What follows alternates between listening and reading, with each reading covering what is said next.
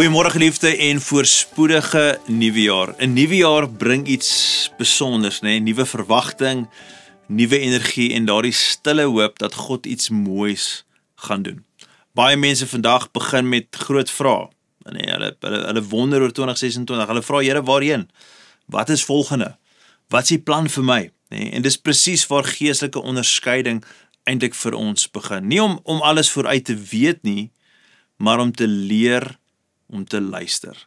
Paulus se lewe wys dit vir ons so duidelik in Handelinge 16 en ek wil jou aanmoedig om dit te gaan lees. Daar's eintlik 'n hele paar verse. Ek dink is vanaf vers 6 tot 11, maar ons leer by hom hoe hy geleer het om aan te hou beweeg, aan te hou dien en aan te hou gehoorsaam wees ten spyte van dinge wat nie uitgewerk het soos hy gehoop het gaan nie.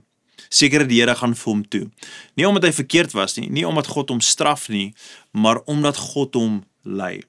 Die Bybel sê die Heilige Gees, en dis wat ons lees hier in Handelinge 16, het hom verhinder om by sekere plekke binne te gaan, sekere dorpe, sekere plekke wat hy wou gaan bedien het. En later het God deur 'n visioen 'n nuwe rigting vir hom duidelik gemaak. Nou dis belangrik om die volgende raak te sien.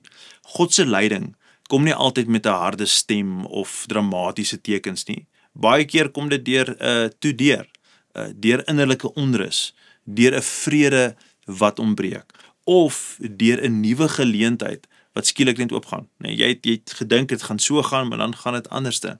Geliefde, hier is die sleutel. Paulus bly beweeg. Ten spyte van 'n deur wat toegaan, sit hy nie en hy word oorrompel deur frustrasie en woede nie. Nee, hy vat dit nie persoonlik nie. Hy hou nie op om te fokus op wat sy rol is nie.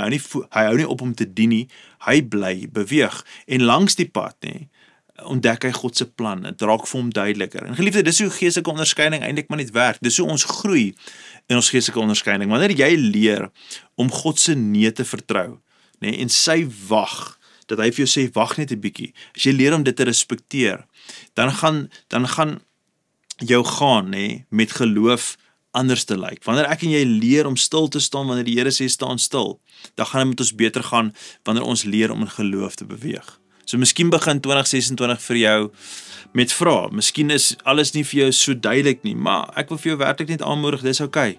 Ons weet nie alles nie. Soos ek in die begin van die week gesê het, die Here weet eintlik alles. Nee, hy is die een wat ons moet leer om te vertrou.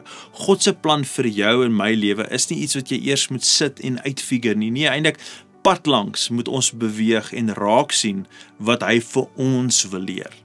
Dis hoe ons eintlik leer om geestelik te kan onderskei. Geliefde, ek wil jou aanmoedig, nee, hier op Nuwejaarsdag, begin ons met hierdie eenvoudige gebed. En dit is, Here, leer my om u stem te erken en u rigting te vertrou. Ek wil jou aanmoedig, geliefde, soos julle res van die week saam met ons gaan inskakel, mag dit jou gebed wees. Here, leer my en rig my om te hoor wat u vir my wil sê en dat ek kan leer om u rigting vir my lewe te vertrou. Ek hoop ek sien julle môre. Gaan in vrede. Totsiens.